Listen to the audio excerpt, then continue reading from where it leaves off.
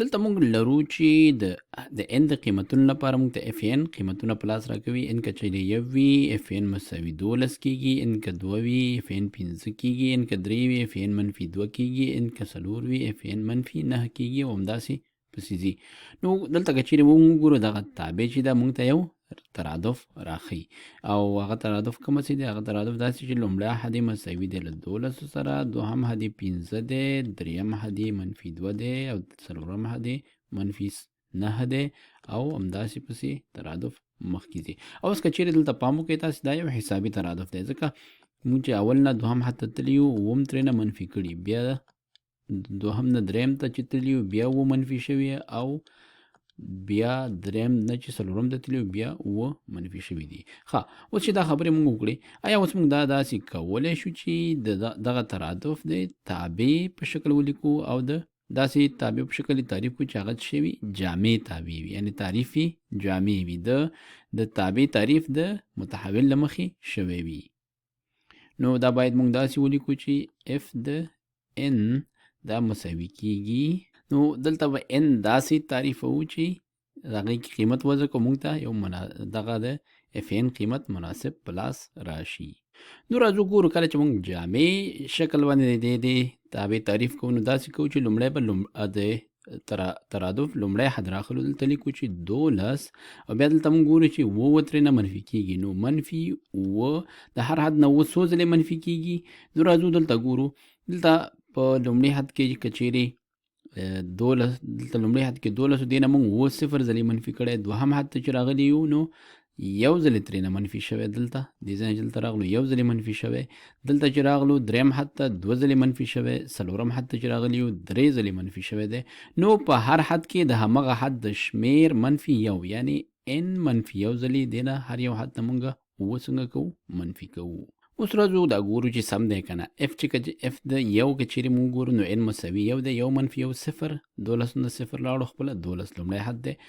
که چیرې n مساوي 2 شي دوهم حد شي نو 2 منفي یو یو په اووه کې اووه، 12 منفي اووه 15 کېږي، دوهم حد 15 دی. همدارنګه دریم ته راځو، n که چیرې 3 شي نو 2 په 3 منفي یو 2 په اووه کې 14، 12 نه چې 14 لاړ شي منفي شي نو منفي 2 ځواب پاتې کېږي. سم دی او پای کې موږ دې نتیجې ته رسیږو چې دغه تعریف زموږ سم دی. راځو یو بل مثال پکې کارو.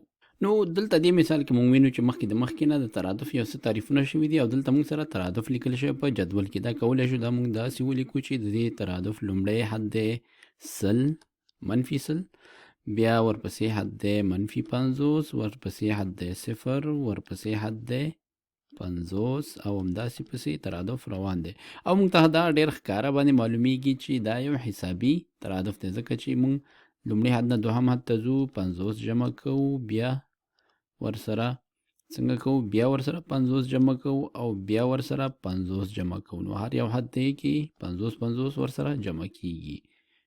نو تاسو ویډیو ودروئ او معلوم کړئ چې دغه درې واړو تعریفونو کې کوم یو تعریف د دغه ترادف لپاره سم دی. کیدای شي له یو څخه زیات تعریفونه سم وي پکې.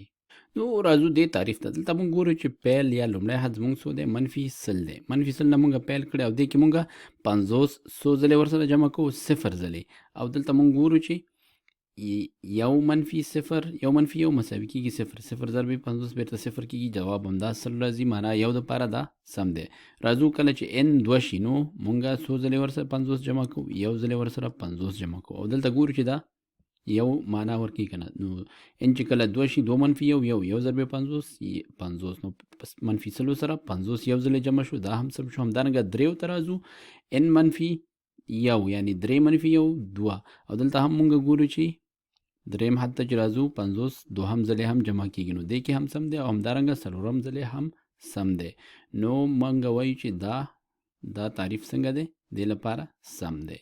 که څلورم حد دپاره یې ګورو نو دې کې به 3 ځلې 50 جمع کوو او 3 ځلې 50 چې د منفي 100 سره جمع شي بیرته ځواب 50 راکوي، دا هم 50 دی. نو دا سم دی. راځو دې تعریف ته.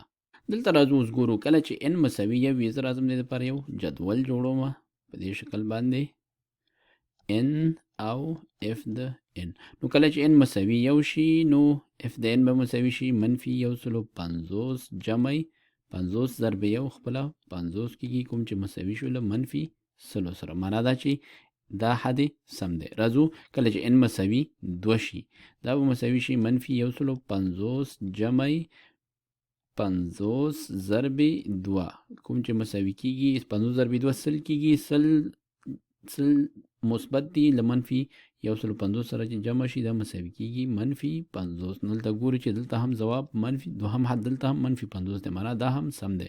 راځو ګورو کله چې n مساوي 3 شي نو اف ان مساوي څو کیږي منفي 150 جمع 50 ضرب 3 دا مساوي کیږي 3 په 50 کې یو نیم سل کیږي دلته منفي دی دلته مثبت دی دا به مساوي شي له صفر سره. ګورو چې دریم حد دلته هم صفر دی معنا دا چې دا تعریف هم سم دی. اوس ښایي تاسو دلته ووایئ چې دا خو دواړه مختلفې تابعګانې دي خو په اصل کې دا دواړه یو شی دي. که چیرې موږ په دې باندې لږ الجبري عملیات ترسره کړو منفي سل جمع دا په دې کې ورضرب په دې قوس کې دا به مساوي شي 50 n منفي 50 او موږ دلته لرو چې دا 50 او دا منفي سل دا دواړه مساوي کېږي څو سره منفي 150 سره کوم چې دواړه یو شی راغله دا تعریف هم سم دی. راځو دریم تعریف ګورو. دلته وینو چې منفي سل جمع 50 n دی نو چې کله n مساوي یو شي دا به مساوي شي منفي 50 جمع منفي سل جمع 50 دا کېږي منفي 50 او دلته موږ سره لومړی حد منفي سل دی نو معنا دا چې دا تعریف یې سم نه دی.